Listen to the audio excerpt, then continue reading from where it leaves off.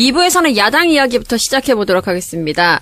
국민의당 통합 반대파가 2월 4일 전당대회에서 통합이 무산되지 않으면 2월 6일에 신당을 창당하겠다라는 구체적인 계획을 발표했습니다. 18명의 의원들이 발기인으로 참여를 했죠. 예. 일단 뭐 현역 18명 발기인으로 신당 창당 선언을 했고요. 4일 전당대회에서 합당이 만약에 된다면 5일과 6일 시도당을 창당하고 6일 오후에 중앙당을 창당할 예정이라고 합니다. 네. 현역 의원은 지금 예상으로는 한 26명까지 참가할 전망이라고 하고요. 예. 근데 뭐 어쨌든 뭐 분당은 이제 기정사실화 된 것 같고요. 네. 다만 국민의당에서 떠나는 아니 뭐 누가 떠나는지 모르니까 아직 바른정당하고 합당하려고 하는 사람들은 그 지금 바른정당이 10명인가요? 9명 아닙니까? 9명. 9명입니까? 9명하고 원내 교섭단체 수명 이상은 된다고 판단하는 거잖아. 당연히. 네. 저 지금 국민의당이 39명이니까 어느 정도 가면. 근데 남은 사람들은 어떨까? 지금 그 통합을 반대하는 사람들. 근데 통합 반대하는 사람들도 우리도 원내 교섭단체 가능하다고 얘기하고 있거든요. 네. 네. 그런데 비례대표 때문에 이게 어떻게 될지 모르겠어. 그러니까. 그렇죠. 안철수가 안 놔준다 그랬기 때문에. 많아요, 비례대표. 그러니까 안 놔준다 그랬기 때문에 안 놔주면은 방법이 없거든. 야, 근데 또 유승민 바른정당 대표는 또 놔줘라.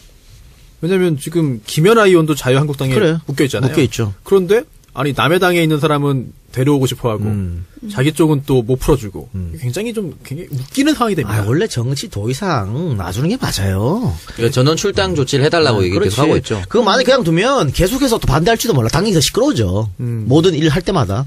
그렇죠. 그러니까 안철수 측이 통합 반대파를 징계하겠다라고 했으니까 징계를 해준다면 잘 됐다 하겠네요. 근데 징계도 뭐 출당 정도의 징계가 줘야지. 다른 건 아무 의미 없어요. 당원권 정지 뭐 이렇게 해버리면 아무 없기 때문에 지금 통합 반대파 같은 경우에는 만일 교섭단체가 안 되면 20석 이하가 되면 정의당하고 교섭단체를 연대를 꾸리는 그런 거를 노려볼 수 있다고 지금 말이 나오고 있거든요. 근데 그러면 정의당도 나는 나쁠 거 없다고 봐요. 정의당 입장에서 나쁘지 않죠. 왜냐면 지금 통합 반대파 같은 경우에는 지금 천정배도 그렇고 정동영도 그렇고 박지원도 그렇고 문재인 정권을 향해서 지금 날선 어떤 칼을 들이밀지 않고 있어요. 안철수가 절로 가는 걸로 결정하고 나서는. 네. 그러니까 정의당도 마찬가지잖아 지금. 네. 그래서 이 원내 교섭단체를 연대를 해가지고 그렇게 하면 일단 돈이 많이 들어오잖아. 정의당 몇 석이죠? 6석. 민중당은요? 민중당은 아마 안 들어오겠지. 그 정도 되면은 사실은 뭐 당을 꼭 하나로 통합할 필요 없거든. 그럼요. 이름만 바꾸면 돼. 네. 아니 그 이름 바꿀 것도 없죠. 그 교섭단체 이름만 정하면 되니까. 그러니까 교섭단체예요. 예전에 뭐였죠? 선진과 창조의 모임. 예, 그때 뭐 그런 거. 예. 그러니까 이름만 살짝 넣으면 되기 때문에 그렇게 해서 결국은 자기들이 원내 교섭단체를 만들어가지고 캐스팅보드를 하겠다. 앞으로 문정권 하는데 계속 찬성하고. 그러면은 나쁠 거 없다고 생각하거든.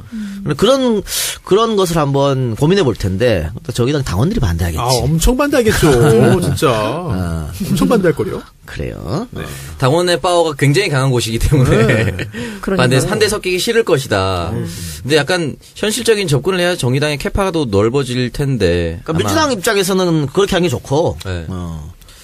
정의당 당원들 아마 그렇게 생각하시지 않나요? 대표 탄핵합니다. 그러면 진짜. 아, 그래요? 그럼요. 그렇게까지 안 갈 것 같은데. 그래요?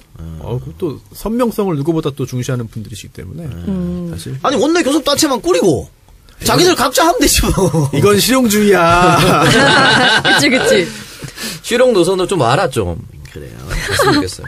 어쨌든 국민의당 같은 경우는 비례대표가 총 13명이 됩니다. 이 13명의 향방이 중요한데 어쨌든 전원 출당 조치시켜서 네. 자신이 어차피 국회의원 한 명의 헌법기관이기 때문에 그 사람이 선택할 수 있게끔 만들어줬으면 좋겠어요. 이게 자기들 하고 싶은 대로 당대표가 합당한다고 다 데리고 가고 이런 건 이제 말도 안 되는 것 같아요. 네. 국민의당 바른정당 통합 효과가 크지 않을 거란 분위기가 확산이 되면서 통합 반대파에 합류하려는 의원들도 계속 늘고 있다고 하죠. 네. 그리고 지금 안철수는 백의종군 하겠다 계속 얘기하고 있어요. 근데 유승민이 안 된다 백의종군 이러고 있잖아. 그러니까 지금 칼은 유승민이 어떻게 쥐고 있는 거예요? 자기는 국회의원이거든. 유승민 상황. 그렇지. 거기도 상황이 존재한다. 상황이야. 아니 유승민은 국회의원이고 안철수는 국회의원도 아무것도 아니야. 그러니까 유승민이 편하게 너 저기 백의종군 하지 말고 어디 나가. 서울시장이라도 나가. 근데 안철수는 떨어지면 또 스크래치예요. 그렇죠. 근데 유승민은 자기는 또 나는 안 나간다. 이번 지방선거 나는 안 나간다고 벌써 몇 번 얘기했어. 또 유승민 입장에서는 또 룰루랄라야. 그리고 또 견제하는 거. 어차피 한 집안에 이렇게 되면 유승민, 안철수, 호랑이가 둘이잖아요. 누구 하나는 떨어져 나가야지. 오랑입니까? 그쵸. 자기들끼리 있었어요. 네, 그 정도? 그러니까 유승민 입장에서는 아주 좋아. 견제를 또 한 번 견제를 하는 거거든. 아, 왜 유승민은 알지 안철수가 어딜 나가도 떨어질 걸 알기 때문에. 그 안철수 입장에서는 자기가 계속 배구종 하겠다 말하기 어려워요. 노원에 나가면 못 나갑니다. 그거는. 못 나가네. 예, 선거법상 자기 아, 그래요? 지금, 노원. 버렸기 때문에 안 됩니다. 그러네. 예. 그거 뭐 지가 버린 지역구. 자기 마누라를 넣으면 모를까. 그런 더러운 근데 또 뭐 지금 거기 원래 바른정당 당협위원장이 이준석이야. 네. 네. 그 이준석이 또 그 안철수 들어오니까 또 뭐 간행이 좋잖아. 가만히 있겠어? 만약에 김미경이 넣는다 네. 그러면 그것도 안 될 걸. 그때 힘이 있나요? 그래요. 그럼 내일 당무위원회에서 어떻게 징계가 될까요? 아니, 그러니까 그거는 그 상징적인 징계지. 네, 뭐 별 어떤, 의미가 없다. 의미 없어요. 네, 의미 없다고 보여요. 그러니까 지금 징계받자 또 새로운 당 가면 또 새로운 직책이 또 올 텐데 지금 뭐 헌정당에서 뭔 의미가 있을까? 네, 그래요. 네. 홍준표 얘기 갑자기 툭 신년 기자회견을 했는데 좌파 타령만 하다가 또 끝이 났어요. 현송월보다 관심을 못 받는 상황이기 때문에 이거 뭐 지금 북한이 정말 미울 것 같은데요. 그러니까 홍준표님 잘못 판단하고 있는 거야. 저렇게 하면 할수록 더 민심과 멀어져요. 계속해서 지금 여론조사 기관이 저기 문재인한테 압력 받아가지고 이상한 여론조사 결과를 발표한다고 그러잖아. 나는 갤럽은 안 믿는다. 뭐다 갤럽 불면 다 그런데. 네, 그런 말도 있어요. 그렇게 하면서 뭐 어차피 민심은 돌아온다 하는데 전혀 그렇지 않아요. 점점 빠지고 있어요. 그러니까 지금 대통령 지지율 70%에서 60%대로 빠졌잖아요. 네. 빠졌는데도 불구하고 이 자유한국당 지지율은 올라가지 올라가진 않아. 않는다. 그거 왜 그런지 살펴봐야지. 그렇죠. 오늘 그 신년 기자회견문을 배포했어요. 어제 받아봤는데 제목이 이렇습니다. 좌파 국가주의로부터 대한민국과 국민의 삶을 지켜내겠습니다. 참 이거 철진한 색깔론인데 이거 안 통한다니까. 자꾸 얘기하네. 2018년에 뭐 하는지 모르겠어요. 이 색깔론이 통하려고 그랬으면 우리은행 달력 그때부터 네. 통했겠지. 그렇죠. 얼마나 아무런 영향을 못 미치잖아. 무서워지기만 하고. 그래 뭐 하는 짓이야. 또 대통령 뭐 프롬프터 보고 얘기한다고 또 서술했다고 또 욕먹고. 그러니까요. 그것도 아니다. 질문이 길었을 때 그 질문을 짧게 요약해가지고 보여주는 용도였지 답변 미리 준비한 거 아니다. 라고 명확하게 반박을 했습니다.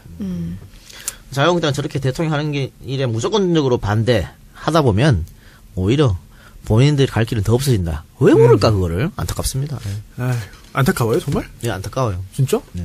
저는 하나도 안타깝지 않은데. 감사한 일입니다. 옳았구나. 민주당 입장에서 좋은 거 아니에요? 아니 망하는 걸 망하는 거고 어차피 저 당은 망하게 돼 있으니까 예. 그래도 국회에 협조를 해줘야 될 거 아니야. 아무것도 못 하잖아요 지금 법안 통과 같은 거. 근데 그래도 지금 그런 상황을 다 이미 예상을 한 것 같아요 정부에서 정권에서. 그래서 그런 꼭 법률을 통과시키지 않는 한도에서 할 수 있는 것부터 지금 다 하고 있거든요. 그러니까 근데 앞으로는 어떻게 할 거야 근데 지금 뭐 아직 3년이 남았어요 국회의원. 최악의 경우에는 그냥 이런 상태로 상당 기간 갈 수 있다는 그런 생각을 하면서 국정 운영을 해야 될 거예요. 그러니까 그게 이제 비극인 거죠. 네. 그러니까 대통령 할 수 있는 일이 있고 입법기관에서 할 수 있는 일이 있거든. 네. 그러니까 지금 이번에 조국 교수가 말한 건 뭐 다 입법기관에서 나서야 되는 거지 뭐 청와대에서 나서 되는 게 아니잖아요. 그런 문제가 안타까운 거죠. 또 그런 입장에서 개헌을 이원 내각제, 이원 주체 문제로 하자라는 그런 근거로 되기도 하는데 사실 그렇게 가면은 안 지금 되고. 우리나라의 네. 지역구도라든지 이런 걸 볼 때 더 무서운 상황이 그렇죠. 생길 수 있죠. 그러니까 개헌 문제도 어차피 국회 발의는 물 건너갔고 대통령 발의한다 그래도 결국은 또 국회에서 투표해야 되거든. 네. 여러 가지 다 안 되는 거예요 지금. 골치 아픈 상황인 거죠. 자, 다음 주제로 넘어가 보겠습니다. 네. 지난 주말에 정말 안타까운 사건이 있었습니다. 아, 토요일 새벽에 종로의 한 여관에서 홧김에 불을 지른 방화범 때문에 6명의 투숙객이 사망하는 사건이 발생했는데요. 범행을 저지른 이유 정말 기가 막혔죠. 저 이제 깜짝 놀랐어요. 네. 깜짝 놀랐습니다. 여관 주인한테 성매매 여성을 불러달라고 했다가 거절당하니까 앙심을 품고 인근 주유소에 가서 휘발유를 사서 네. 입구에 불을 지르고 네. 그러니까 처음에 양쪽이 다 경찰에 신고했대요. 맞아요. 네. 그러니까 범인 같은 경우에도 뭐 투숙 거부. 잠을 안 지어준다 이거지겠지? 네. 신고했고 여관 주인은 행패를 부린다. 이제 금요일에서 토요일 넘어가는 그 밤이었는데요. 금요일 늦은 밤에 술을 먹기 시작해서 이제 토요일 새벽 1시 정도 돼서 이제 그 여관을 찾아갑니다. 근데 이거 그 동료 같이 먹었던 사람의 말에 가면 한 병 정도 마셨다 그랬거든. 네, 소주 한 병. 근데 이렇게 취하나? 공감합니다. 아니 그리고 또 파출소 직원도 공감합니다. 술이 약간 친분이 계셔서 갑자기. 파출소 직원도 그렇게 취한 것 같지 않았다고 증언했고 주유소 직원도 냄새는 네. 났지만 네. 멀쩡했다 이렇게 원래 증언했어요. 술 취한 사람한테 팔지 안 않는데. 팔죠. 새벽 3시였는데 그때가. 그쵸. 네, 팔면 안 되는 건데 그렇게 해서 여관 찾아갔다가 지금 이 작가님 이야기대로 신랑이가 있었죠. 그런데 신랑이 있었고 양측이 다 이제 경찰에 신고를 해가지고 경찰이 현장에 출동을 합니다. 예. 네. 왔는데 이제 그 피의자한테 당신 계속 이렇게 하면 이거 업무방해죄로 이거 현행범 체포된다라고 해가지고 돌려보내는 거죠. 그쵸. 그래서 이 피의자가 실제로 택시 타고. 걸어서 나갑니다. 아, 걸어 나갑니다. 그래서 좀 나가는 걸 보더니 경찰이 다 끝났지 하고 가는데 이 피의자가 집에 간 게 아니라 택시 잡아 타고 주유소에 가서 어떻게 그럴 수 있을까? 휘발유 10리터를 사서 돌아와서 1층에 뿌리고 불을 붙인 거죠. 근데 저는 사실 굉장히 안타까운 일인데, 일단 그 성매매 문제는 좀 이따가 뒤로 미루기로 하고, 실제로 일을 할 때 저는 이런 일이 언제 생길지 모른다라는 생각을 많이 했습니다. 일을 할 때? 네, 말이에요? 제가 일할 때, 본업을 할 때. 왜냐면 저희 일회인들이 이제 사업을 하는 분들 많이 있잖아요. 공장도 많이 하고 그러는데, 하는데, 어떤 앙심을 품거나, 아니면 뭔가 분쟁이 있어서 와서 행패를 부리는 사람들이 있어요. 와서 실제로 막 전선 끊고 하는 사람도 있고, 공장에. 예, 그런데 신고를 합니다. 그러면 경찰이 오긴 하는데, 훈방. 굉장히 멀찍이 서가지고 관여를 안 하려고 해요. 특히나 이제 이런 업무방해 관련된 이런 거는, 민사로 풀어라라든지, 아니면 일단은 현장을 지켜보고 개입을 안 합니다. 그래서 이 일을 당하는 업주 입장에서는 굉장히 분통 터져요. 아니, 경찰이 왔으면 적극적으로 좀 문제를 해결해야 되는데, 경찰이 잘 안 해요, 관여를. 물론 모든 경우가 그렇지 않겠습니다만, 상당수 그런 일을 직접 겪었기 때문에, 경찰이 좀 곤란한 경우에 직접 빠지기 싫어서 일단은 방관하는 거 아닌가라는 생각. 괜히 엮여서. 네. 또 병원. 교수님 불러서 해명을 들어야 될 텐데. 병원도 이제 저희 의료인들 많이 있는데, 물론 의료사고의 어떤 책임 소재는 논외로 하고, 별개로 하고, 사고가 나거나, 아니면 사고가 아니지만 굉장히 억울한 일이 생기면, 일단 병원 로비 등에서 여러 가지 그런 또 이제, 소란스러운 행동을 합니다. 물론 이해는 하지만, 나중에 누구 책임인지는 밝혀야 되겠습니다만, 그런 경우에 경찰을 부르면, 경찰 나와서 보기만 합니다. 적극적인 조치를 안 하는 경우가 굉장히 많아요. 그러니까 사실 응급실 같은 데서는 경찰이 적극적 조치 취해줘야 돼요. 그런데 그것도 항상 그러지 못하는 것 같아서 좀 이러다 정말 이거 방화라든지 큰 사고 날 수도 있겠다라는 생각을 해서 적극적으로 내가 그 회사 또는 그 병원 변호사인데 이러이러하다 빨리 좀 하라 등등 아니면 당신 누구냐 등등해서 조치를 하고 해도 잘 안 되고 윗선 타고 가가지고 해야 그나마 좀 해줍니다. 이거 굉장히 좀 답답한 일이 많은데 이번 사건도 물론 새벽에 열심히 일하시는 경찰들 폄하할 수 없고 항상 감사하는 마음 갖고 있습니다만 이런 유사한 일이 어디선가 또 생길 수 있다는 점. 무서워요. 근데 저는 이 사건에 대해서 경찰을 그렇게 탓하고 싶진 않아요. 현장에서 출동해서 이런 식으로 하면 어떻게 하겠다 얘기하고 돌아갔잖아요. 네. 근데 경찰 얘기는 그런 거야. 이 사람이 이 외에 무슨 죄를 진 게 없다. 네. 그러니까 이걸 다른 걸로 체포할 죄가 없다는 거지. 그리고 경찰이 이렇게 될 줄 몰랐잖아. 몰랐죠. 그러니까 미리 이 사람은 그럴 것 같은데 하고 체포할 수 네. 없다는 얘기. 또 요즘에 인권 문제가 워낙 또 대두되기 때문에 예를 들어서 경찰이 체포할 때 반항했다면은 공무집행 방해. 네. 근데 그것도 아니고. 순순히 갔다면. 그래서 아마 경찰도 아마 고민이 있었지 않을까 싶어요. 근데 결과론적으로 왜 그때 안 잡아가서 하기는 좀 그렇다. 이게 그래요, 맞아요. 그래서 항상 그게 경계선에 있는 건데 네. 일단 성매매는 완전히 성매매를 해야만 범죄가 되지 미수나 예비 단계는 범죄가 아니거든요. 그래서 여기서 성매매를 하기 위해서 물어보고 하고 싶다 왜 안 해주냐 해도 범죄는 아닌 거예요. 네. 그런데 업무방해는 약간 또 다르죠. 그래서 위계, 속임수나 아니면 위력을 행사해가지고 업무방해하면 죄가 됩니다. 하지만 그것도 애매하다라고 쳐도 새벽에 이렇게 완전 새벽에 술 취해서 행패 부리고 신고하고 서로 이렇게 하면은 사실 위험한 상황이잖아요. 그래서 이게 근거 규정이 없는 게 아니에요. 이게 경찰관 직무집행법이 있어요. 4조의 보호 조치가 있는데요. 이제 1항 1호에 정신착란을 일으키거나 술에 취해서 자기 또는 다른 사람의 생명, 신체, 재산에 위해를 끼칠 우려가 있는 사람을 경찰관서에 보호하는 등의 적절한 조치를 취할 수 있다라고 돼 있어요. 물론 근거가 없는 게 아니거든요. 그러니까 그건 주관적 판단에 경찰이 네. 이 사람이 어느 정도 위협을 느껴 주관적 판단해야 되는데 네. 쉽지는 않아요. 이 문제가. 이 건물의 그럼 좀 구조적인 문제를 보자면 1층 입구에 병화를 했잖아요. 그런데 여관 구조상 좀 대피할 수 없는 아니, 그런 이게 구조였다고. 이 건물이 너무 낡았으니까. 60년, 예, 50년이 넘었죠. 넘었다. 그래요. 네. 그래서 이제 입구가 하나밖에 없다. 그러니까 네. 비상구가 없다는 얘기잖아. 그렇죠. 스프링클러도 없었고. 그 스프링클러 당연히 없고. 그렇죠. 그러니까 어. 그게 법 외로. 그래서 건물 구조적인 문제. 그러니까 불 붙으면 도망갈 데가 없어. 그리고 지금 2층에서 계시는 분들은 창문을 깨고 내려왔어요. 네. 근데 지금 그 모녀 3명 있잖아요. 네. 1층이었는데 거기는 방범창으로 또 막아놨다고. 그렇죠. 창문도 못 1층이니까. 가요. 그렇죠. 네. 그런 것 때문에 더 이제 커졌지. 네, 또 비상구도 자물쇠 채워져 있었고. 그건 오버랍니다. 아, 그건 오버입니까? 네. 오버라고 나왔습니다. 네. 그러니까 옥상도 못 올라가고 옥상에도 뭔가 많이 있었다며. 그러니까 여러 가지 이런 문제점 때문에 참사가 키워졌다. 그러면서 우리가 이런 얘기를 하면서 이제 이 사건 하나만 국한하지 말고 네. 이 사회 안전망 문제.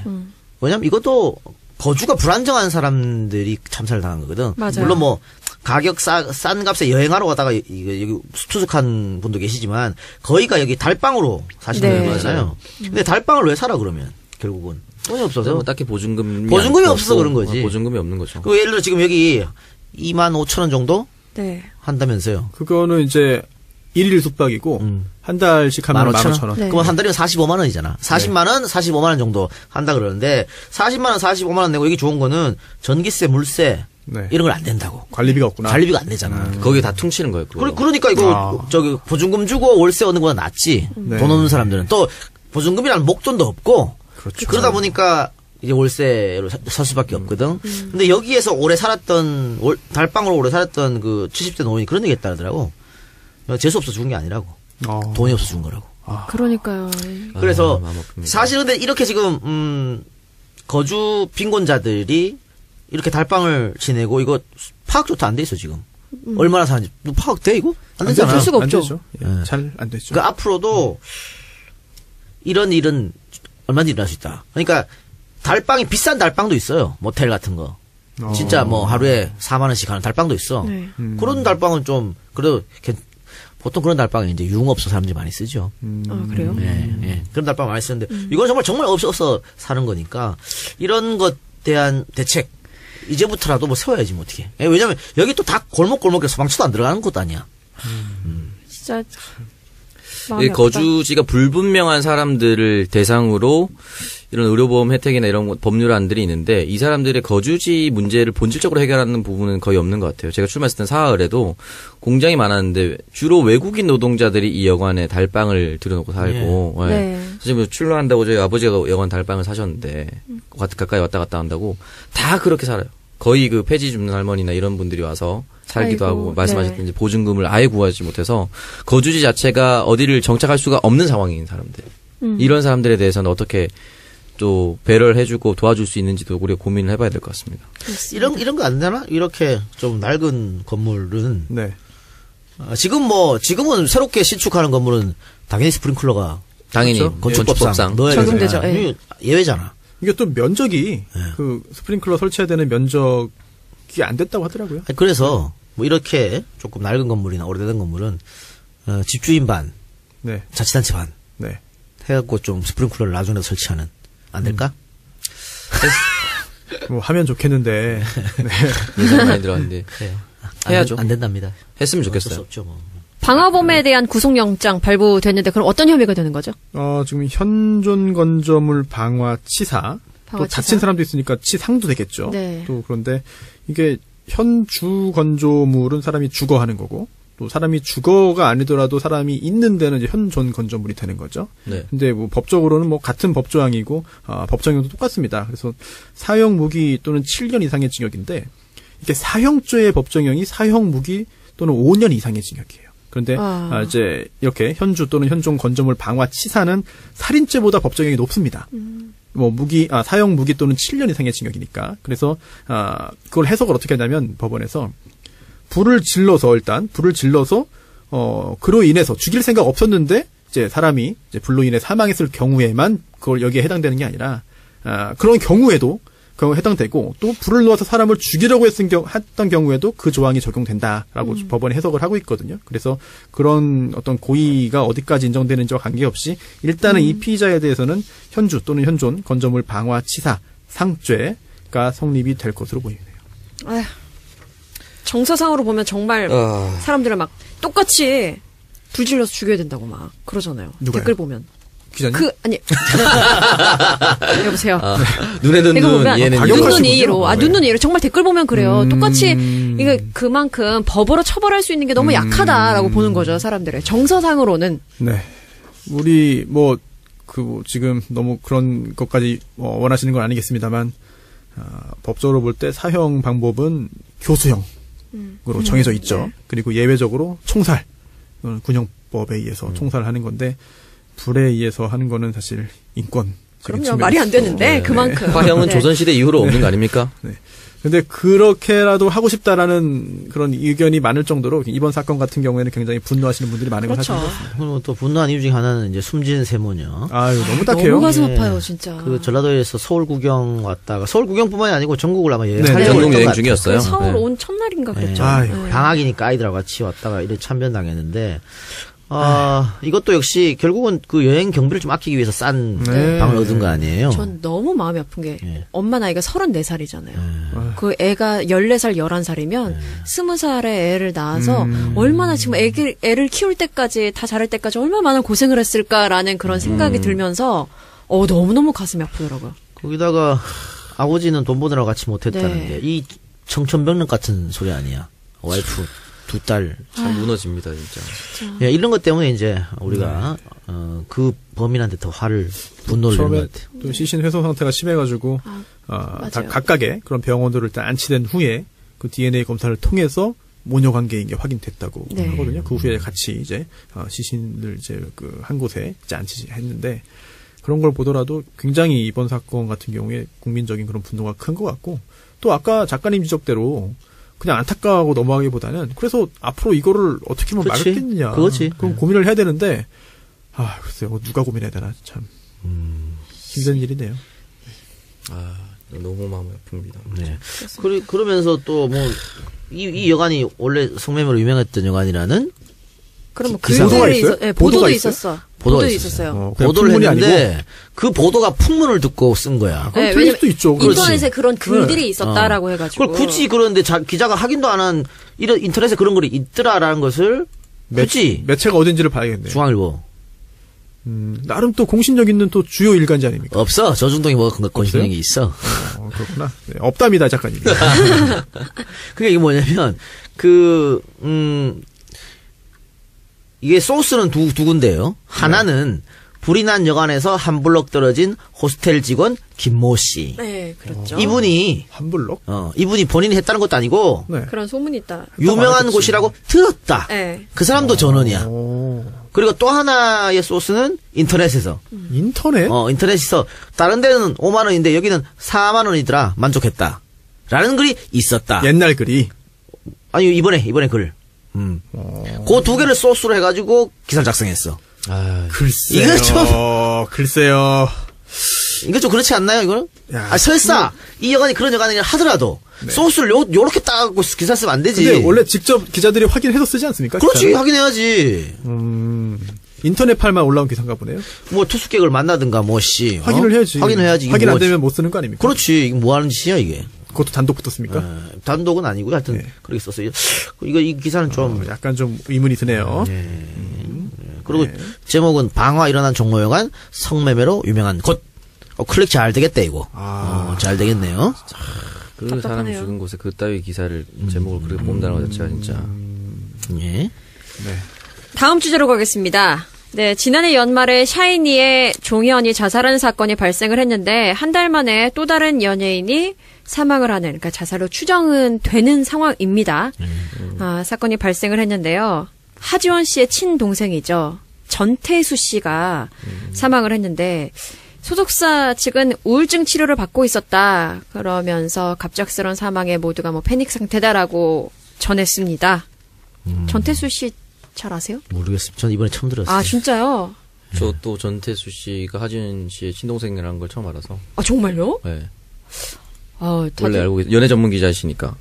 저는 전태수 씨를 몇 번 봤었죠. 보고 사석에서도 몇 번 보고 했었는데 네.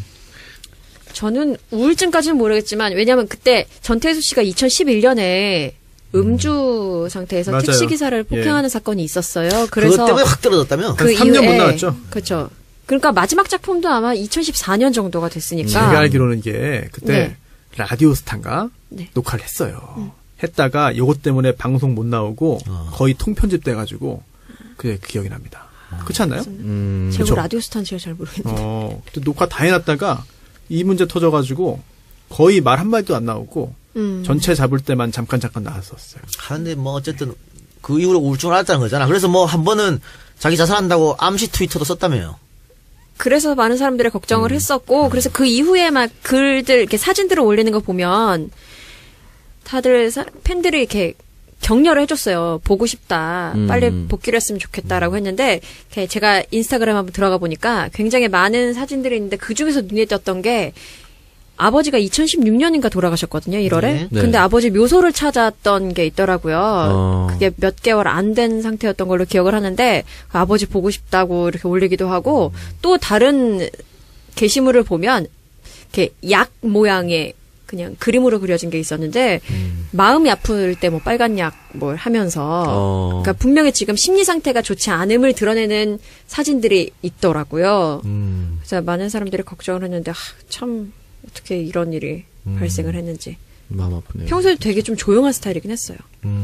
조용하고. 근데 또 행동은 적극적으로 하는 스타일? 약간 인사도 열심히 하고, 막 또 소속사에서 무슨 일이 있다고 하면 사무실에 나가서 이삿날에도 그냥 옆에만 붙어 있기도 하고 했는데, 일단 성향은 좀 이렇게 조용조용한. 근데 우울증이 참 무서운 건데. 아니, 그래도 개똥밭에 굴러도 저승보다는 여기가 낫다고 하잖아요. 네. 그러게요. 그걸 알아도 우울증이 심해지면 그런 판단이 안 되겠죠. 야, 나도 우울증이야. 네? 악플 때문에 우울증에 걸렸어. 그건 우울증이 아닙니다. 화병 같은데요? 우라가 치밀어 오르는. 그래요, 안타깝네요. 예. 근데, 연예인들 자살 사건이 계속 일어나면, 또, 베르테르 효과라고, 네. 일반인들이 또 많이 따라가잖아요. 네. 그래서 이제, 우리 언론에서도, 될 수 있으면은, 이걸 뭐 경마보도식으로 쓰지 말자라는 자정작용도 있지 않습니까? 예. 근데 왜 그런 얘기를 많이 하냐면, 젊은 사람들, 특히 대한민국의 젊은 사람들이 너무 많이 자살로 생을 마감합니다. 그러게요. 그러니까 지금 보면 일단 젊은 사람을 제외하고 그냥 전체 OECD. 자살률. 네. 네. 네, 자살률 보면은 2015년에 보면 10만 명당 26.5명이 자살을 한다라는 통계 수치도 있고, OECD 기준으로 보더라도 우리나라가 월등하게 다른 나라보다 높은 수치를 기록하고 있습니다. 우리나라가 왜 이렇게 높을까요? 경쟁사회? 그렇죠. 경쟁사회 또 남과 비교하는 남보다 내가 못해 보이면 그렇잖아. 그런 것들이 이런 원인이 많이 된다고 봐요. 그리고 다른 나라보다 압도적으로 자살이 많은데 보면 사망 원인 우리나라 사망 원인은 당연히 암이 1등이에요. 네. 암 1등이고 심장질환, 뇌혈관질환, 폐렴, 자살, 당뇨병순. 그러니까 전체 사망 원인은 자살이 5등입니다. 근데 이거를 연령대별로 나눠봅시다. 10대 27.1% 사망 원인 1등이 자살입니다. 20대 41.3% 오마갓. 압도적으로 엄청나네요. 자살이 1등입니다. 30대 35.5% 역시 압도적으로 자살 원인이 1위. 그리고 40대 가면은 암이 자살보다 많아요. 네. 예. 그러니까 40대는 암이 1등이고 자살이 2등이고 교통사고가 3등이에요. 그러니까 결국은 10대, 20대, 30대의 상당수 사망 원인은 자살이다. 이건 뭔가 상당히 문제가 있는 거지. 엄청나네. 굉장히 큰 문제예요. 그 정부도 자살률이 높은 지금의 상황을 굉장히 심각하게 받아들이고 있는 것 같은데 2022년까지 10만 명당 20명 이내로 자살률을 줄이기 위해서 자살 예방국가 행동 계획을 만들어서 대책을 마련한다고 하는데요. 실질적인 효과를 낼 수 있으면 좋을 텐데 이거 어떻게 대책을 마련해야 돼요, 이런 거? 캠페인도 당연히 해야겠고요. 네. 우리 시사 안전에 나랑 같이 한 홍상인 기자가 네. 여기에 관심이 많아가지고 그렇죠. 네. 그래서 살자라는 캠페인을 홍상인 기자가 하기도 했어요. 살자? 자살을 거꾸로 하면 살잖아요. 아, 네네네. 그러니까 그런 캠페인 같은 것도 많이 좀 하고 가장 중요한 것은 패자 부활전이 있는 나라라는 것을 사람들이 알 수 있도록 해야 됩니다. 그렇죠. 근데 현실은 아니잖아. 현실은 패자 부활전이 없잖아. 한 번 실패하면 끝이야. 사람은 누구나 실수를 하고 실패를 하는데. 안 돼요, 대한민국. 그러니까 10대에서 자살이 많은 것은 수능이죠. 결국은 뭐 그런 것들이죠. 뭐 학교 그런 것들 폭력. 듣고, 요즘은 또 왕따, 학교 폭력. 폭력. 네. 그러니까 내 인생은 뭐 끝났다고 생각한 거야, 10대. 아직 많이 남았는데. 그리고 20대는 뭐 취업이라든가. 취업 문제라든지. 뭐 그럼 여러 가지 또 사회적 문제. 결국은 사회적 문제 아니야? 또 본인의 경제적 빈곤, 30대 사업 실패 뭐 이런 거잖아요. 네. 결국은 그런 거로 다 자살하기 때문에 다시 한번 몇 번의 기회가 나한테 온다는. 근데 그런 사회가 안 된다고 생각하니까 스스로 목숨을 끊는 거지. 나는 끝났다고 생각하니까. 그렇게 바꾸는 것도 필요한 거죠. 아유, 우리 공동체들이 의식을 바꾸는 것. 맞아요. 예. 그리고 주변에 대한 관심이 굉장히 좀 필요할 것 같아요. 그렇죠. 예. 네. 자살을 하려고 이제 마음 먹는 사람들은 전조 현상이 있다고 하잖아요. 반드시 있죠. 네. 그런 사람들이 있다면 어떻게 대처를 했으면 좋겠는데 그 사람들을 보면 어떻게 해야 될까요? 어떻게 해야 될까요? 관심을 가져주고 이야기를 들어주고. 그렇죠. 이야기 들어주는 게 제일 좋지 않을까? 그리고 뭐 같이 손잡고 상담센터 한번 가는 것도 괜찮을 테고. 상담센터 중요한데 근데. 그러니까 상담을 받는다는 것 자체를 굉장히 꺼려하는 사람들이 많잖아요. 그렇게 생각하지 말고. 그쵸. 예. 그 정신과 상담이나 이런 것 자체를 굉장히 꺼려하는 사회적 인식이 있어가지고 정신과 그때도 말했지만 정신과를 방문 자체를 안 하시려고 하고. 그러니까 정신과 말고 일반 상담을 가든가. 네, 일반 상담 아니면 가도. 상담하시는 분들을 커피숍으로 초대를 해. 따로 개인적인 만남. 그렇다고. 그러니까 내가 데리고 가서 네. 그냥 요즘 힘든 얘기나 들어보자. 이러면서 자연스럽게 그냥 이렇게 할 수 있는. 이 얘기를 들어주고 함께 한다는 그 인식이 되게 중요한 것 같은데 가끔씩은 조언을 해준답시고 정신적인 문제를 강요하면 더 힘들어지는 경우가 있다. 너가 뭐 나약해서. 안 돼. 준비를 해야지, 새끼야, 이거. 뭐, 네 실력이 없어, 이 새끼야. 이렇게 왜 이러지? 게을러 빠져가지고. 이렇게. 나약해서 그렇다. 너가 뭐 약해서 그렇다. 이런 식으로 하면은 그 사람이 전혀 도움을 못 받는 거죠. 커피숍이나 이런 데서도 만나기를 싫어한다. 점집을 데리고 가라, 그러면. 솔루션이 갑자기 이상하게. 점집 데리고 가면 어떻게 합니까? 점 보는 사람이. 네. 점만 보는 게 아니고 그게 그 사람이 카운셀링 해줘요. 그래요? 그럼. 근데 그러면 되게 너 지금 뭐가 힘드니 얘기하잖아. 그걸 들어주면서 이렇게 또 해준다고. 그러면 그걸 그 점쟁이한테 미리 얘기를 하든가. 이렇게 좀 이렇게 언질 좀 해주십시오. 그렇게 얘기해달라고. 해보셨어요? 예? 해보셨어요? 점 보러 가기 전에 전화를 했지. 오. 전화를 해서 우리 와이프랑 나랑 같이 갈 건데. 네. 절대로. 남편을 믿어라. 그렇지. 역시. 새벽에 뭐 늦게 들어나고 전화하고 그러지 마라. 그러면 이 사람은 더 엇나갈 사람이다. 이렇게 꼭 얘기를 해달라고. 진짜 그랬나요? 얼마예요? 아니 그건 점을 돈 더 드려야 될 것 같은데 원하는 그러면? 결과를 받으러 가는 게 무슨 점입니까? 더 드려야 되죠.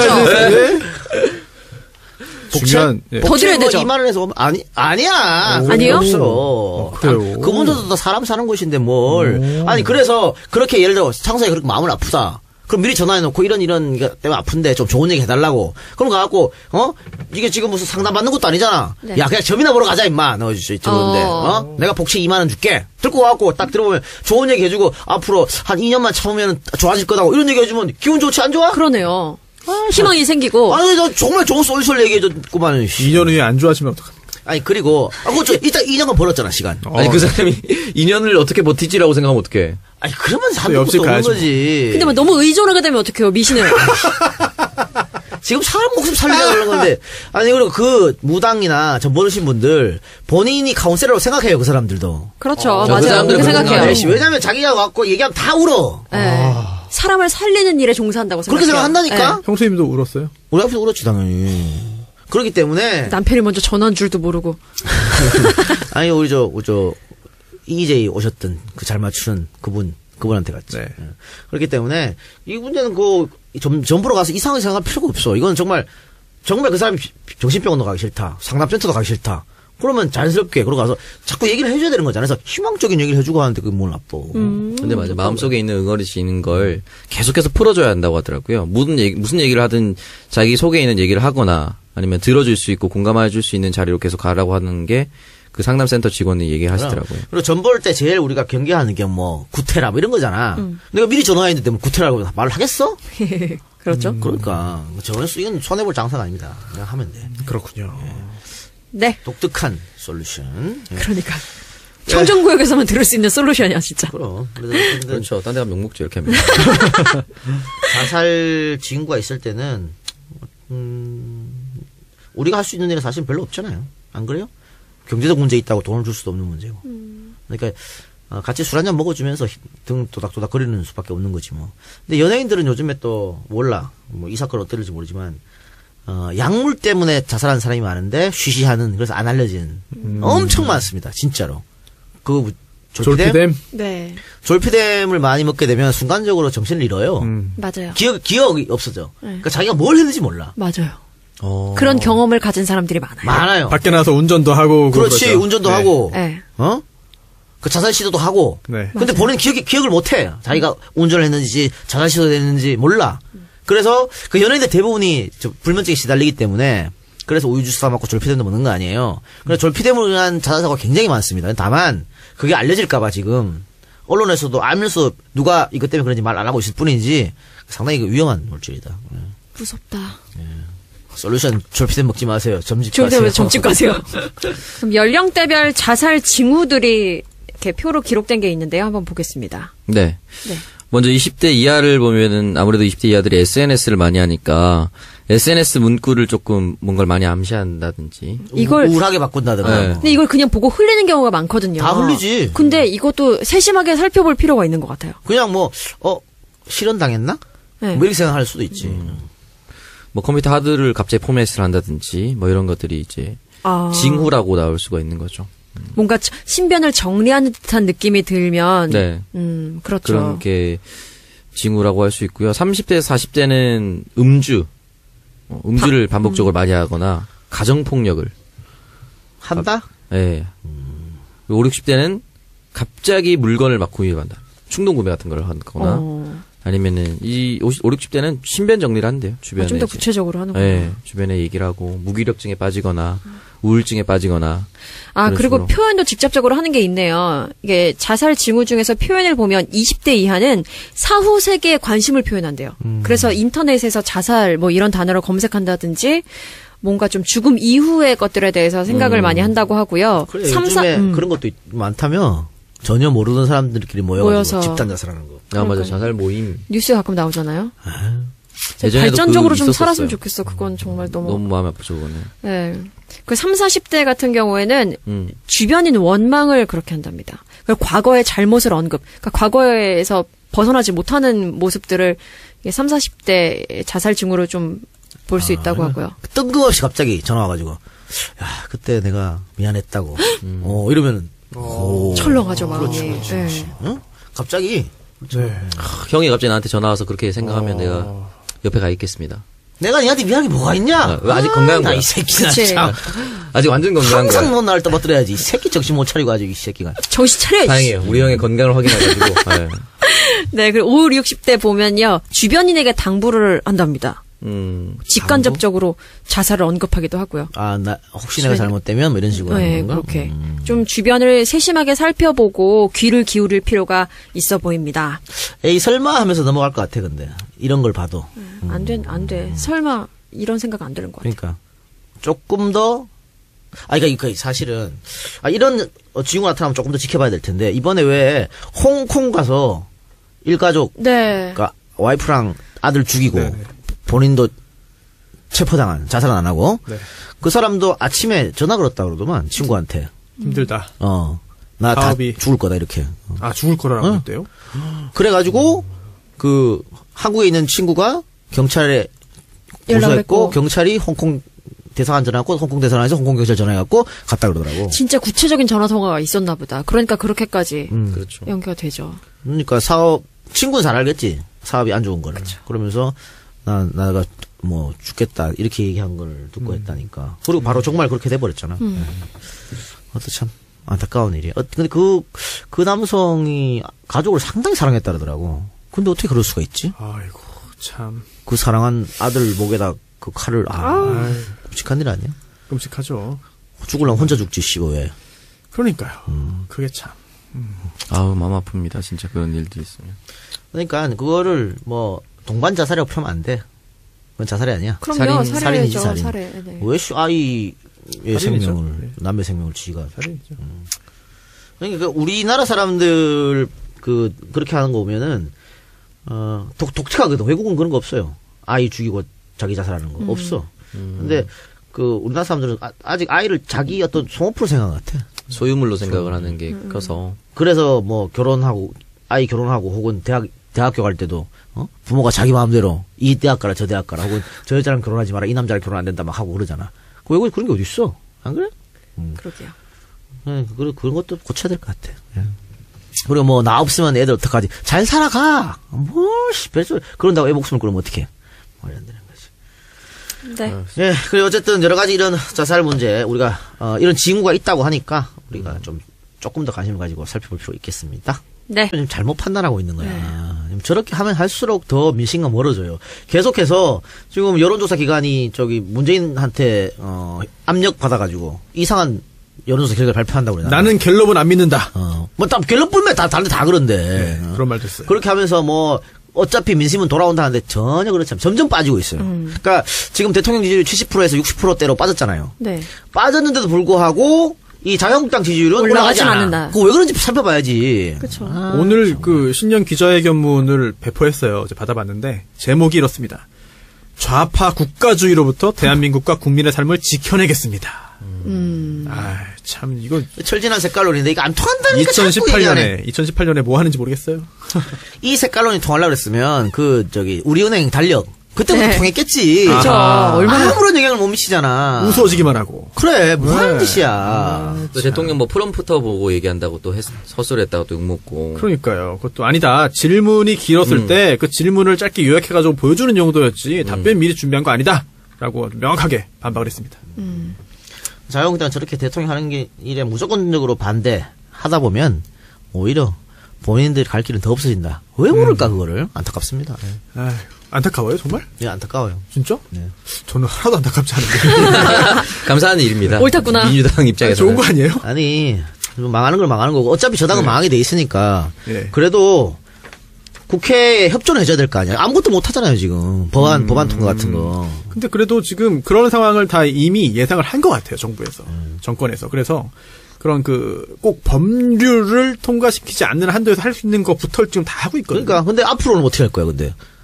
지금 아직 3년이 남았어요 국회의원. 최악의 경우에는 그냥 이런 상태로 상당 기간 갈 수 있다는 그런 생각을 하면서 국정 운영해야 될 거예요. 그러니까 그게 이제 비극인 거죠. 네. 그러니까 대통령 할 수 있는 일이 있고 입법기관에서 할 수 있는 일이 있거든. 네. 그러니까 지금 이번에 조국 교수가 말한 건 다 입법기관에서 나서야 되는 거지 청와대에서 나서 되는 게 아니잖아요. 그런 문제가 안타까운 거죠. 또 그런 입장에서 개헌을 이원 내각제 이원 주체 문제로 하자라는 그런 근거로 되기도 하는데 사실 그렇게 가면은 지금 우리나라의 지역 구도라든지 이런 걸 볼 때 더 무서운 상황이 생길 수 있죠. 그러니까 개헌 문제도 어차피 국회 발의는 물 건너갔고 대통령 발의한다 그래도 결국은 또 국회에서 투표해야 되거든. 네. 다 안 되는 거예요 지금. 골치 아픈 상황인 거죠. 자, 다음 주제로 넘어가 보겠습니다. 네. 지난 주말에 정말 안타까운 사건이 있었습니다. 아. 토요일 새벽에 종로의 한 여관에서 홧김에 불을 지른 방화범 때문에 6명의 투숙객이 사망하는 사건이 발생했는데요. 범행을 저지른 이유 정말 기가 막혔죠. 저는 이제 깜짝 놀랐어요. 네. 깜짝 놀랐습니다. 여관 주인한테 성매매 여성을 불러달라고 했다가 거절당하자가 거절당하니까 앙심을 품고 인근 주유소에 가서 휘발유를 사서 네. 입구에 불을 지르고 네. 그러니까 처음에 양쪽이 다 경찰에 신고했대요. 맞아요. 네. 그러니까 범인 같은 경우에도 투숙 거부. 잠을 안 지어준다. 이거지겠지? 네. 신고했고, 여관 주인은 행패를 부린다. 이게 금요일에서 토요일 넘어가는 그 밤이었는데요. 금요일 늦은 밤에 술을 먹기 시작해서 이제 토요일 새벽 1시 정도 돼서 이제 그 여관을 찾아갑니다. 근데 이거 동료 같이 먹었던 사람의 말에 가면 한 병 정도 마셨다 그랬거든. 네, 소주 한 병. 근데 이렇게 취하나? 공감합니다. 아니 그리고 또 파출소 직원도 공감합니다. 속에 약간 신분이 계셔서 갑자기.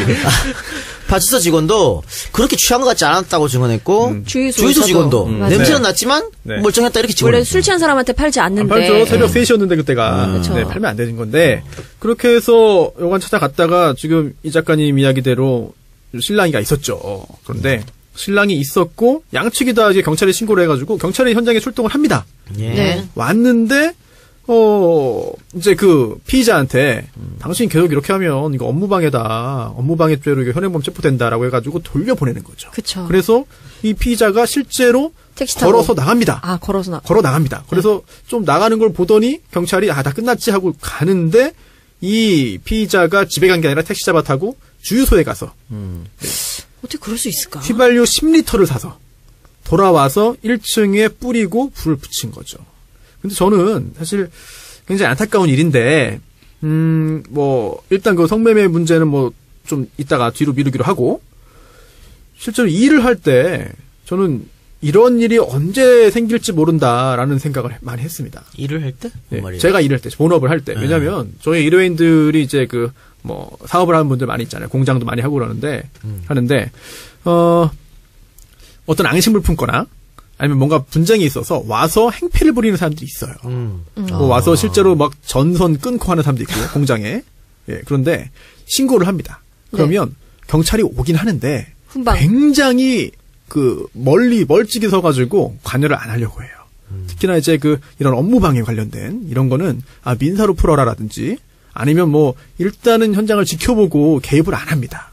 그래서 이 일을 당하는 업주 입장에서는 굉장히 분통 터져요. 아니, 경찰이 왔으면 적극적으로 좀 문제를 해결해야 되는데, 경찰이 잘 안 해요, 관여를. 물론 모든 경우가 그렇지 않겠습니다만, 상당수 그런 일을 직접 겪었기 때문에, 경찰이 좀 곤란한 경우에 직접 빠지기 싫어서 일단은 방관하는 거 아닌가라는 생각. 괜히 엮여서. 네. 또 병원. 교수님 불러서 해명을 들어야 될 텐데. 병원도 이제 저희 의료인들 많이 있는데, 물론 의료사고의 어떤 책임 소재는 논외로 하고, 별개로 하고, 사고가 나거나, 아니면 사고가 아니지만 굉장히 억울한 일이 생기면, 일단 병원 로비 등에서 여러 가지 그런 또 이제, 소란스러운 행동을 합니다. 물론 이해는 하지만, 나중에 누구 책임인지는 밝혀야 되겠습니다만, 그런 경우에 경찰을 부르면, 경찰 나와서 보기만 합니다. 적극적인 조치를 안 하는 경우 굉장히 많아요. 그러니까 사실 응급실 같은 데서는 경찰이 적극적 조치 취해줘야 돼요. 그런데 그것도 항상 그러지 못하는 것 같아서 좀 이러다 정말 이거 방화라든지 큰 사고 날 수도 있겠다라는 생각을 해서 적극적으로 내가 그 회사 또는 그 병원 변호사인데 이러이러하다 빨리 좀 하라 등등 아니면 당신 누구냐 등등 해서 조치를 하고 해도 잘 안 되고 윗선 타고 가가지고 해야 그나마 좀 해줍니다. 이거 굉장히 좀 답답한 일이 많은데 이번 사건도 물론 새벽에 열심히 일하시는 경찰들 폄하할 수 없고 항상 감사하는 마음 갖고 있습니다만 이런 유사한 일이 어디선가 또 생길 수 있다는 점. 무서워요. 네. 근데 저는 이 사건에 대해서 경찰을 그렇게 탓하고 싶진 않아요. 현장에서 출동해서 이런 식으로 하면 어떻게 하겠다 얘기하고 돌아갔잖아요. 네. 근데 경찰 얘기는 그런 거야.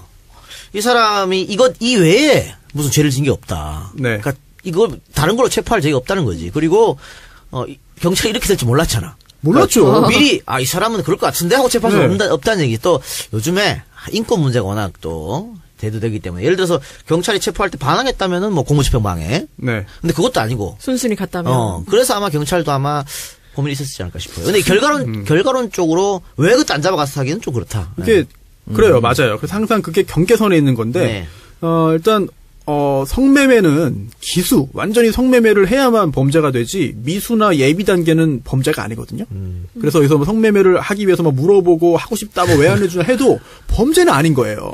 그런데 업무방해는 약간 또 다르죠. 그래서 위계 속임수나 아니면 위력을 행사해가지고 업무방해하면 죄가 됩니다. 하지만 그것도 애매하다라고 쳐도 새벽에 이렇게 완전 새벽에 술 취해서 행패 부리고 신고하고 서로 이렇게 하면은 사실 위험한 상황이잖아요. 그래서 이게 근거 규정이 없는 게 아니에요. 이게 경찰관 직무집행법이 있어요. 4조의 보호 조치가 있는데요. 이제 1항 1호에 정신착란을 일으키거나 술에 취해서 자기 또는 다른 사람의 생명, 신체, 재산에 위해를 끼칠 우려가 있는 사람을 경찰관서에 보호하는 등의 적절한 조치를 취할 수 있다라고 돼 있어요. 물론 근거가 없는 게 아니거든요. 그러니까 그건 주관적 판단에 경찰이 이 사람이 어느 정도 위협을 느껴 주관적 판단해야 되는데 쉽지는 않아요. 이 건물의 그럼 좀 구조적인 문제를 보자면 1층 입구에 병화를 했잖아요. 그런데 여관 구조상 좀 대피할 수 없는 그런 구조였다고. 이 건물이 너무 낡았으니까. 50년이 넘었다. 네. 그래서 이제 입구가 하나밖에 없다. 비상구가 없다는 얘기잖아. 그렇죠. 스프링클러도 없었고. 스프링클러 당연히 없고. 그렇죠. 그러니까 그게 외로. 그래서 건물 구조적인 문제. 그러니까 불 붙으면 도망갈 데가 없어. 그리고 지금 2층에서 계시는 분들은 창문을 깨고 내려왔어요. 네. 근데 지금 그 모녀 3명 있잖아요. 네. 1층이었는데 거기는 방범창으로 또 막아놨다고. 창문도 못 1층이니까. 가요. 그렇죠. 네. 그런 것 때문에 더 이제 커졌지. 네, 또 비상구도 자물쇠 채워져 있었고. 그건 오버랍니다. 아, 그건 오버입니까? 네. 오버라고 나왔습니다. 네. 2부에서는 야당 이야기부터 시작해 보도록 하겠습니다. 국민의당 통합 반대파가 2월 4일 전당대회에서 통합이 무산되지 않으면 2월 6일에 신당을 창당하겠다라는 구체적인 계획을 발표했습니다. 18명의 의원들이 발기인으로 참여를 했죠. 예. 일단 뭐 현역 18명 발기인으로 신당 창당 선언을 했고요.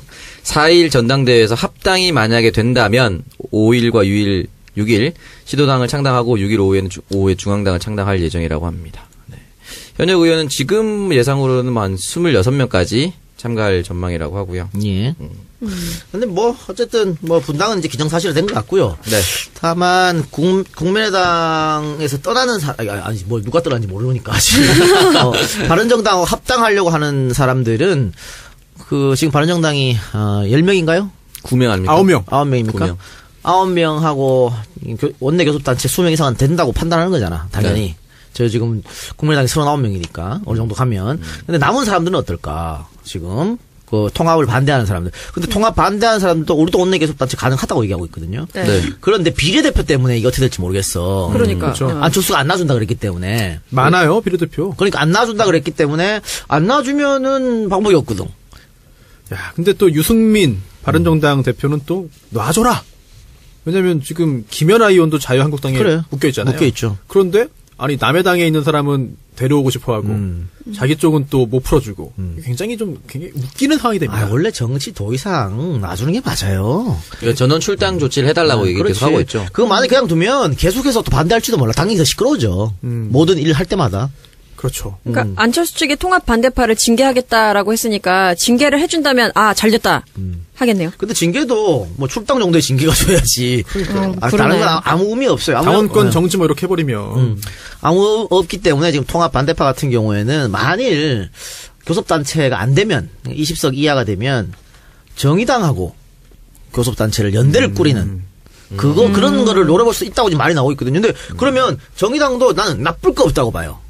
정의당 입장에서 나쁘지 않죠. 왜냐면 지금 통합 반대파 같은 경우에는 지금 천정배도 그렇고 정동영도 그렇고 박지원도 그렇고 문재인 정권을 향해서 지금 날선 어떤 칼을 들이밀지 않고 있어요. 안철수가 절로 가는 걸로 결정하고 나서는. 네. 그러니까 정의당도 마찬가지잖아 지금. 네. 그래서 이 원내 교섭단체를 연대를 해가지고 그렇게 하면 일단 돈이 많이 들어오잖아. 정의당 몇 석이죠? 6석. 민중당은요? 민중당은 아마 안 들어오겠지. 그 정도 되면은 사실은 뭐 당을 꼭 하나로 통합할 필요 없거든. 그럼요. 이름만 바꾸면 돼. 네. 아니 그 이름 바꿀 것도 없죠. 그 교섭단체 이름만 정하면 되니까. 그러니까 교섭단체 이름. 예전에 뭐였죠? 선진과 창조의 모임. 예, 그때 뭐 그런 거. 예. 그러니까 이름만 살짝 넣으면 되기 때문에 그렇게 해서 결국은 자기들이 원내 교섭단체를 만들어가지고 캐스팅 보드를 하겠다. 앞으로 문정권 하는데 계속 찬성하고. 그러면은 나쁠 거 없다고 생각하거든. 그런 것을 한번 고민해 볼 텐데 또 정의당 당원들이 반대하겠지. 엄청 반대하겠죠. 진짜. 엄청 반대할 거요. 그래요. 네. 당원의 파워가 굉장히 강한 곳이기 때문에 그러니까요. 한대 섞이기 싫을 것이다. 근데 약간 현실적인 접근을 해야 정의당의 캐파가 더 넓어질 텐데. 그러니까 민주당 입장에서는 그렇게 하는 게 좋고. 네. 정의당 당원들 아마 그렇게 생각하시지 않나요? 대표 탄핵합니다. 그러면 진짜. 그래요? 그럼요. 그렇게까지 안 갈 것 같은데. 그래요? 또 선명성을 누구보다 또 중시하는 분들이시기 때문에 사실 아니 원내 교섭단체만 꾸리고 자기들 각자 하면 되지 뭐. 이건 실용주의야. 그치. 실용 노선으로 좀 와라 좀. 그래요. 그랬으면 좋겠어요. 어쨌든 국민의당 같은 경우는 비례대표가 총 13명이 됩니다. 이 13명의 향방이 중요한데 어쨌든 전원 출당 조치시켜서 네. 자신이 어차피 국회의원 한 명은 한 명의 헌법기관이기 때문에 그 사람이 선택할 수 있게끔 만들어줬으면 좋겠어요. 이게 자기들 하고 싶은 대로 당대표가 합당한다고 다 데리고 가고 이런 건 이제 말도 안 되는 것 같아요. 네. 국민의당 바른정당 통합 효과가 크지 않을 거란 분위기가 확산이 되면서 통합 반대파에 합류하려는 의원들도 계속 늘고 있다고 네. 하죠. 네. 그리고 지금 안철수는 백의종군 하겠다 계속 얘기하고 있어요. 근데 네. 유승민이 안 된다 백의종군. 이러고 있잖아. 그러니까 지금 칼은 유승민이 어떻게 쥐고 있는 거예요? 자기는 국회의원이거든. 유승민 상황. 거기도 상황이 존재한다. 상황이야. 아니 유승민은 국회의원이고 안철수는 국회의원도 아무것도 아니야. 그러니까 유승민 편하게 너 저기 백의종을 하지 말고 어디 나가. 서울시장이라도 나가. 근데 안철수는 떨어지면 또 스크래치예요. 그렇죠. 근데 유승민은 자기는 또 나는 안 나간다. 이번 지방선거 나는 안 나간다고 벌써 몇 번 얘기했어. 그러니까 유승민 입장에서 또 룰루랄라야. 그리고 또 견제하는 거. 어차피 한 집안에 이렇게 되면 유승민, 안철수, 호랑이가 둘이잖아요. 누구 하나는 떨어져 나가야지. 호랑입니까? 자기들끼리 있었어요. 네, 그 정도? 그러니까 유승민 입장에서는 아주 좋아. 견제를 또 한 번 견제를 하는 거거든. 왜 유승민은 알지 안철수가 어딜 나가도 떨어질 걸 알기 때문에. 그 안철수 입장에서는 자기가 계속 백의종 하겠다 말하기 어려워요. 노원에 나가면 못 나갑니다. 그거는. 못 나가네. 예. 선거법상 자기 아 그래요? 예, 지금 예. 노원. 버렸기 때문에 안 됩니다. 그러네. 예. 그거 뭐 지가 버린 지역구. 자기 마누라를 넣으면 모를까. 그런 더러운 근데 또 뭐 지금 거기 원래 바른정당 당협위원장이 이준석이야. 네. 네. 그 이준석이 또 그 안철수 들어오니까 또 뭐 간행이 좋잖아. 가만히 있겠어? 만약에 김미경이 넣는다 네. 그러면 그것도 안 될 걸. 그때 힘이 있나요? 그래요. 그럼 내일 당무위원회에서 어떻게 징계가 될까요? 아니, 그러니까 그거는 그 상징적인 징계지. 네, 뭐 별 어떤, 의미가 없다. 의미 없어요. 네, 의미 없다고 보여요. 그러니까 지금 징계받자 또 새로운 당 가면 또 새로운 직책이 또 올 텐데 지금 뭐 헌정당에서 뭔 의미가 있을까? 네, 그래요. 네. 홍준표 얘기 갑자기 툭. 신년 기자회견을 했는데 좌파 타령만 하다가 또 끝이 났어요. 현송월보다 관심을 못 받는 상황이기 때문에 이거 뭐 지금 북한이 정말 미울 것 같은데요? 그러니까 홍준표